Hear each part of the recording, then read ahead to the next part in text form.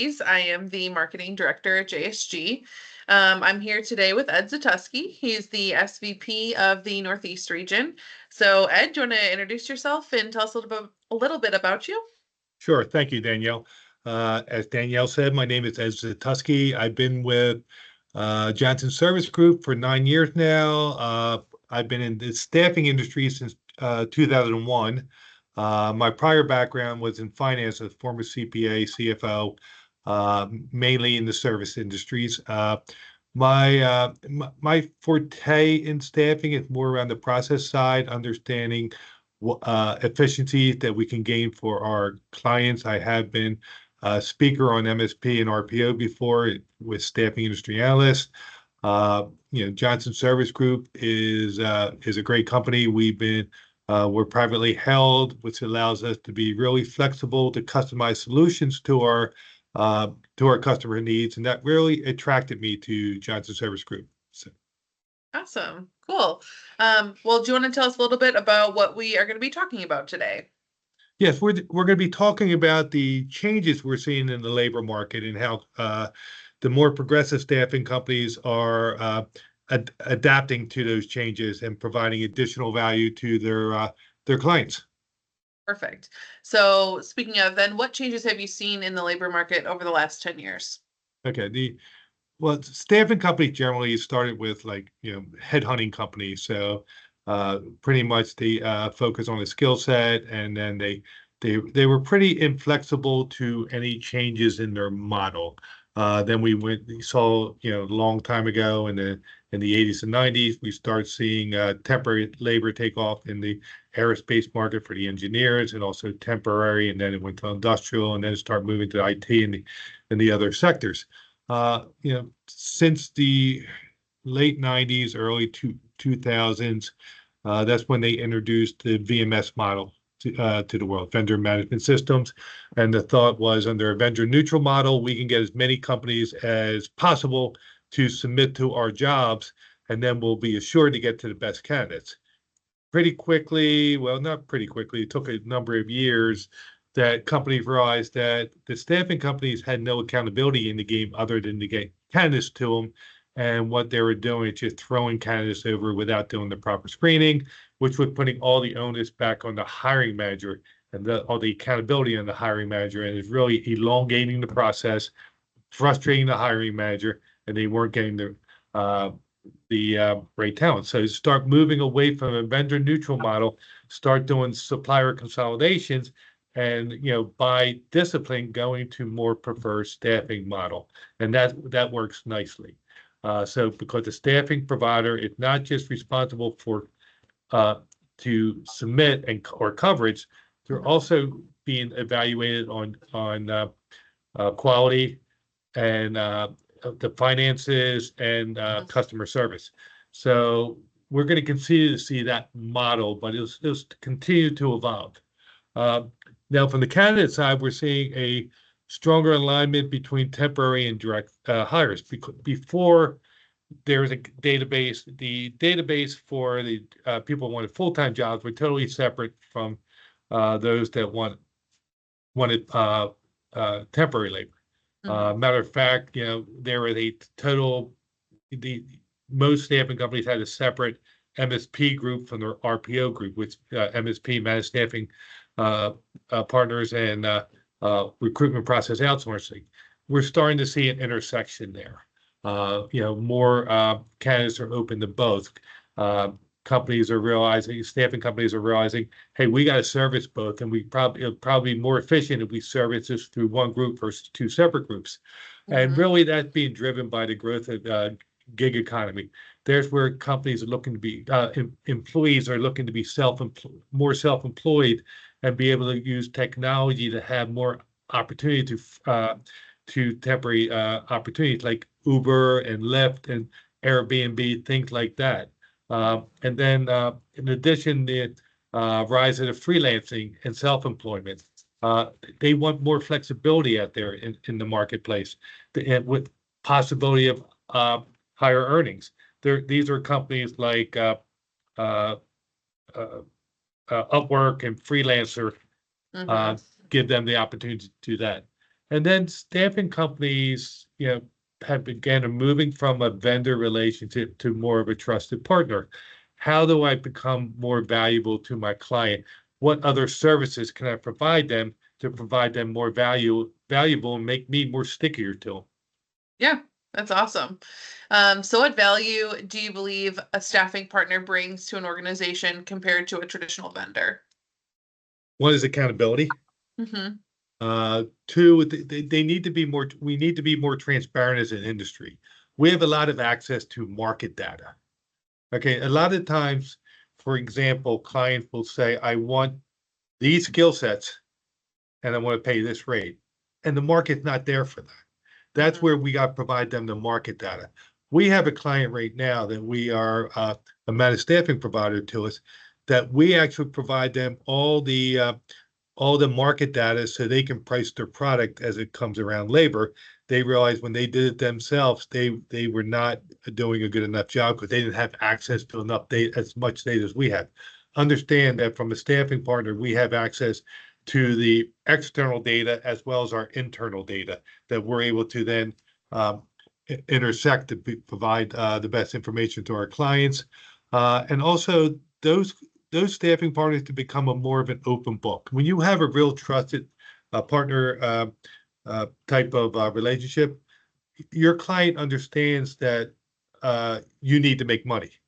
Hmm. And so we shouldn't be able to, if we have that relationship, we don't need to hide everything from our client. We can share all the data. I've been in a number of those conversations and say, okay, this is why our pricing is going up. Look, I'll open up our books. This is all the components of our pricing. And this is what we're making after that. And those relationships work well, and you're going to see more of that. Yeah, I mean, like you're saying, I think transparency is key, especially accountability, all those things. It kind of ties into one. Mhm. So how important would you say flexibility and customization are to the solutions that staffing providers bring? I think they're critical. A lot of the larger staffing companies is think of it SAP, right? Hmm. You go buy an SAP platform, you have to adopt all their processes. So that could be a major disruption and change. Now, as it goes to labor and services, uh, yeah, the bigger company did the same thing. This is our process. If you hire us, you'll get this price, but this is our services, this is our processes, this is what you have to do.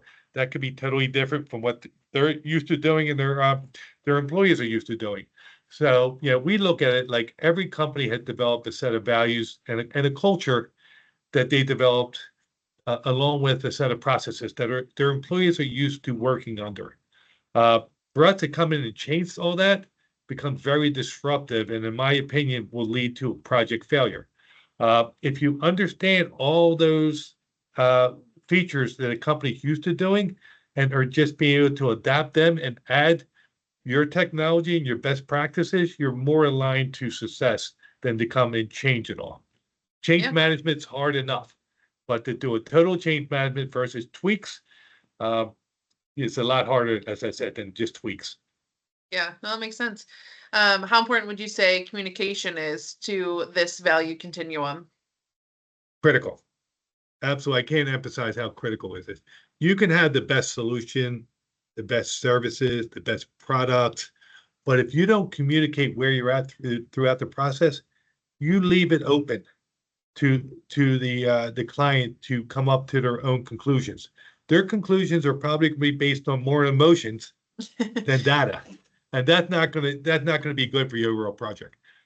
I, we once had to go through an implementation where it was a global implementation where it was run out of the US, but it was for all European and Asian companies. Hmm. Well, the US company did not engage their European and Asian counterparts. So when they were told that they were moving to this process, it was a shock to them. That made that implementation so much harder. It became, we were able to overcome that, but it made it so much harder. And even throughout, one of the things that we did just in the UK, for example, with that client, is we made sure we had a communication model that we kept them updated on a daily basis of where we were at throughout the process and what changes were happening and when they were going to happen. Yeah. Yeah. I mean, communication is key in every aspect of this. So then how would you say they define and measure success when we're talking about a solution staffing partner? Well, that can change based on the company and what the in, initiatives are, and that really need to be exercise need to be determined up front. Uh, and it could be that they need to increase the candidate flow. It could be that they need to decrease the time to hire. We need to get better compliance because we're getting sued, or we need to lower our turnover. Um, these are all solid goals. They're not. There are others, but they are solid goals, as long as they can be measured. So once you determine what the goals are, then you can determine what the measures are. For example, higher candidate flow could be based on the increase in the number of submittals per job opening. Uh, could be increasing the number of interviews per job opening because they don't care how many candidates they get. They want to know how many are qualified that they want to talk to. Uh, Generally, the common measures are around coverage, quality, financial goals, customer service, and of course, compliance. Perfect. So what type of companies are winning in the current marketplace? Those that are focusing on being a partner, really understanding their client, building flexible solution to meet their needs. In addition, right now, we're in a tough market. The staffing companies are down, but staffing market is down double digits. But there are some of our staffing partners that are up, and because what they're doing is they're listening to their clients, understanding where their pain points are, and looking at adjacent services they can provide to make them a better partner to their clients, as well as providing them an additional revenue stream. Uh, for example, we're seeing staffing companies looking to provide IT services, Mhm. procurement services, direct sourcing, in addition to other services to their portfolio.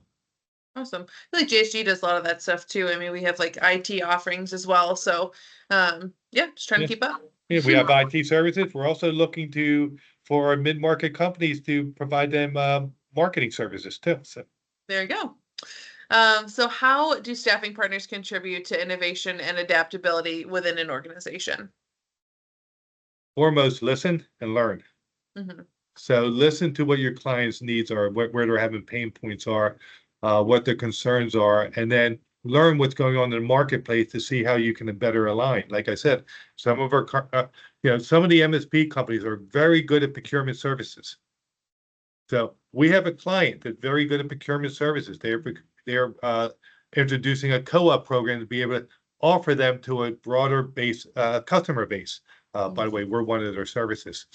Uh, just be open to new possibilities. For example, we have diversity. Diversity is DEI is very important to a lot of our clients. We're not a certified diversity company. We have partners that we are able to provide an integrated solution to help our clients. Very good. So how do you see the role of staffing partners evolving in the next 10 years, and what trends should we all be aware of? Well, I'm going to talk to more trends, but I think Sure. from a services standpoint, uh, the staffing uh, companies need to continue to evolve and continue Mhm. to learn and look to see how we can provide more services. But the big trends that we're seeing in there, of course, you're seeing an increase in automation and AI. Mhm. At JSG, we are really looking to see how we can leverage AI. In addition to that, part of that with AI is an emphasis on data analytics and predictive modeling. So, for instance, we are looking at solutions that can use data to tell us where to best find certain candidates so we know Mhm. what pond to fish in. Uh, the gig economy and remote work will continue to rise. We've seen after COVID, we've seen that, hey, we can work remotely and still be efficient. A lot of the bigger corporations are trying to bring their company back, but you can't, I firmly believe you need that collaboration, but you still can work remotely efficiently. We're going to continue to see that. As I talked about, DEI will continue to be important. You want to bring a diverse workforce. You want to make sure that you are accommodating and accounting for all cultures, and uh, so, and then we're going to see, based on technology continue to be important. There's going to be a demand, increased demand for tech talent, whether it be AI, data scientists, cybersecurity experts, or software developers. Another thing that's very critical to JSG is we're seeing a lot of focus on employee well-being. Seeing a lot of legislation around it too, but is how do we ensure that our internal workers, our contractors, and our clients' well-being has always been there. Actually, one of the things that JSG really promotes is safe work at great work. Yeah, I was actually going to ask. Oh, sorry. Go ahead. No, I was going to say, would you mind elaborating a little bit more on like what we do surrounding safety with JSG? Yes, what we do with safety with JSG is we assure before our employees even are put on assignment that the working conditions are safe. We have a safety checklist. We meet with our clients. We have in our engineering area and also industrial area, we ensure there's daily safe briefings. But we have a 24/7 safety hotline that each person is provided a green safety card before they start that gives them the number that if they have any concerns or if they get injured, they know who to call, and then JSG handles this from there. We make sure people are safe, and if there is an incident, we make sure that they don't return until it is safe to return, whether it be their well-being or the environment is safe. Yeah, that's great. I think us having a dedicated safety team is one of the things that sets us apart. So that's great. It's pretty much all I had. I just kind of want to follow up with a question that's not one of our planned questions, but we're talking about how things are evolving in the next 10 years. So if you had to give one piece of advice to clients and one piece of advice to contractors, what would those pieces of advice be? To clients, look for a partner, not a vendor. If you have a partner, you have accountability, you're going to be able to rely on their expertise. It needs to be a trusted partnership. If it's not, then it will continue to be a vendor relationship, but find the right partner that you can trust. For contractors, find the employment agency staffing partner that's going to look out for you and not just put you on one assignment, but set you a career path to give you other options. That's great. Awesome. Well, thanks so much, Ed. So for anyone watching then, feel free to check us out on our LinkedIn page. If you don't already follow us, feel free to follow us here. We'll have more updates and talks like these with Ed and other folks within our company. We also have our website, which is jsginc.com. Check out our jobs there, whether you find a position for one of our clients, or if you want to work with some fabulous folks like Ed and myself. We have lots of internal positions as well. So thank you so much, and have a great day, Ed. Thanks so much. Thank you.